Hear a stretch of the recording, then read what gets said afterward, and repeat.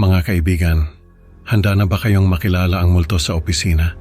Isang ordinaryong gabi ng overtime ang nauwi sa nakakakilabot na karanasan para kay Lani na nagtrabaho sa isang mataas na gusali.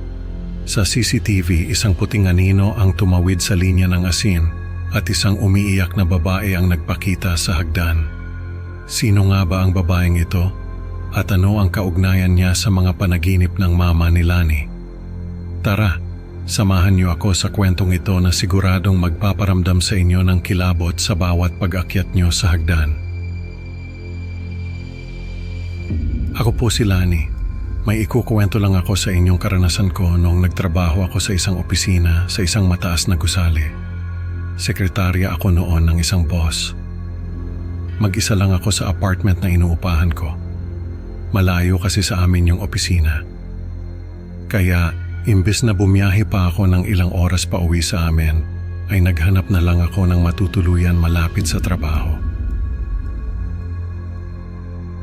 Isang araw, tumawag sa akin ang mama ko. Sabi niya, ilang araw na raw siyang nananaginip na may multo raw sa opisina namin. May mga empleyado raw na nahuhulog sa hagdan. Nakakapanindig balahibo yung sinabi ni mama. Sabi ko sa kanya, wala naman akong nabalita ang may nahulog sa hagdan sa building namin. Sabi ko pa nga, baka naman masyado lang siyang nag-aalala. Sabi niya, mag-ingat na lang daw ako at baka ako yung nahuhulog sa panaginip niya. Nag-overtime ako sa trabaho. May pinapagawa kasi si boss na kailangan kong tapusin. 11:00 na ng gabi nung makauwi ako. Pagbaba ko sa lobby, nakita ko yung isa sa mga guard na si Tito Nestor. Tiyuhin ko siya. Siya yung nag-refer sa akin sa trabaho. Nung malaman niyang may bakante sa opisina ng pinagtatrabahuhan ko. Nung makita niya ako, sabi niya, samahan ko raw siya sa paglalagay ng asin sa paligid ng gusali. Mahalaga daw yon para hindi makapasok ang mga masasamang elemento. Pumayag ako na sumama sa kanya. Habang naglalakad kami sa paligid ng building, napansin ko na may parte ng linya ng asin na nagalaw. Parang may tumapak o tumawid. Napansin din yon ni Tito Nestor. Sabi niya, tingnan daw namin sa CCTV kung sino ang tumawid sa asin. Pagbalik namin sa lobby, tinignan namin yung CCTV. Nakita namin na may puting anino na tumawid sa linya ng asin. Pero ang nakakapagtaka, imbes na palabas yung anino, ay papasok ito. Ibig sabihin, nasa loob na ng gusali yung anino bago pa man ito tumawid sa linya ng asin. Habang pinapanood namin yung CCTV, narinig namin na may umiiyak mula sa itaas. Nagtitinginan yung mga guard. Sabi nung isa, baka raw may naiwang empleyado sa taas. Sabi ni Tito Nestor, tingnan daw namin. Sumama ako sa kanya. Sabi ko, baka sakaling kilala ko yung naiwang empleyado. Habang umaakyat kami sa hagdan, pakiramdam ko ay palapit ng palapit yung umiiyak na boses. Hanggang sa pagdating namin sa ikalawang palapag, nakita namin na may babaeng nakaupo sa hagdan. Nakatalikod dito sa amin at umiiyak. Tumingin sa akin si Tito Nestor. Hindi raw ba namin kasama sa opisina yung babae? Sabi ko, hindi ko siya kilala. Tinawag ni Tito Nestor yung babae pero hindi ito lumingon. Nilapitan namin yung babae. Pero bago pa man namin siya marating ay bigla itong nawala. Napatigil kami sa paglalakad. Nagtaka kami kung saan nagpunta yung babae. Pero bago pa man namin ito mapag-usapan, ay biglang nagparamdam na naman yung babae. Narinig namin na may umiiyak na naman mula sa itaas. Kinabukasan, maaga akong pumasok sa opisina. Ako yung unang dumating sa amin. Pagpasok ko pa lang parang may kakaiba na sa paligid. Yung ilaw, parang dim na parang may naglalaro. Binuksan ko yung computer ko at nagulat ako sa nakita ko. May wallpaper yung desktop ng computer. Hindi ko alam kung paano nangyari yon dahil wala naman yung wallpaper yon. Ang mas nakakatakot pa, yung wallpaper ay larawan ng isang babae. Hindi ko alam kung sino yung babae pero parang nakita ko na siya. Sinubukan kong palitan yung wallpaper pero hindi ko magawa.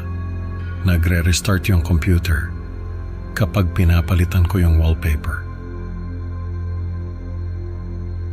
Maya-maya nagring yung telepono ko, sinagot ko. Pero wala naman akong naririnig sa kabilang linya. Ilang beses na nagring yung telepono ko, sinagot ko ulit. Pero wala pa rin akong naririnig. Sinubukan kong makinig ng mabuti. At doon ko narinig yung boses na parang nanggagaling mula sa napakalayong lugar. Umiiyak yung boses at paulit-ulit na sinasabi na tulungan ko raw siya. Binaba ko yung telepono. Sobrang takot ko, parang hindi ko na alam ang gagawin ko. Yung puso ko parang gusto nang kumawala sa dibdib ko. Nakatitig lang ako sa telepono nung biglang may tumawag sa pangalan ko. Paglingon ko, wala naman akong nakita. Pero narinig ko na naman yung boses na tumatawag sa akin. Nanggagaling ito sa hagdan. Lumabas ako ng opisina at sumilip sa hagdan. Wala naman akong nakita.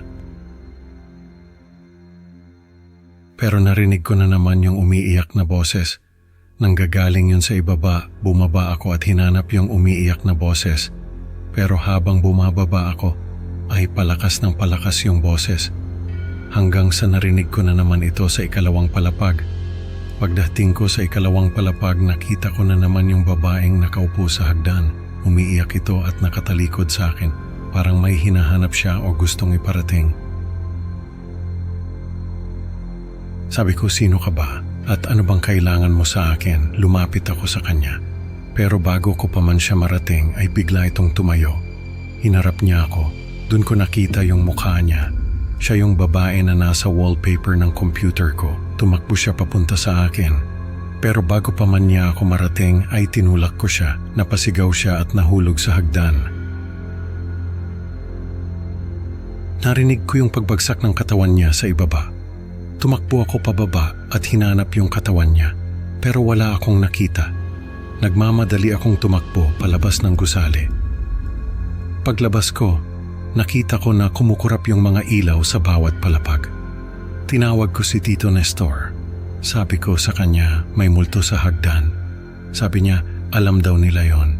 At ilang beses na raw nilang nakikita yung multo na yon. Ang sabi nila, baka raw ito yung multo ng mga empleyado na nahulog sa panaginip ni Mama. Parang siya yung nagpapakita sa mga empleyado bago sila mahulog. Hindi ko na hinintay na matupad yung panaginip ni Mama. Nagpaalam na ako sa trabaho at umuwi sa amin. Habang pauwi, para bang nabunutan ako ng tinik. Alam kong tama yung desisyon ko.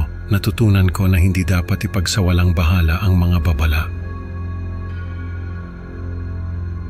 Mga kaibigan, ang kwento ni Lani ay isang paalala na huwag ipagsawalang bahala ang mga babala, lalo na kung ito'y galing sa mga panaginip. Salamat sa pakikinig sa Creepy Pinoy Stories.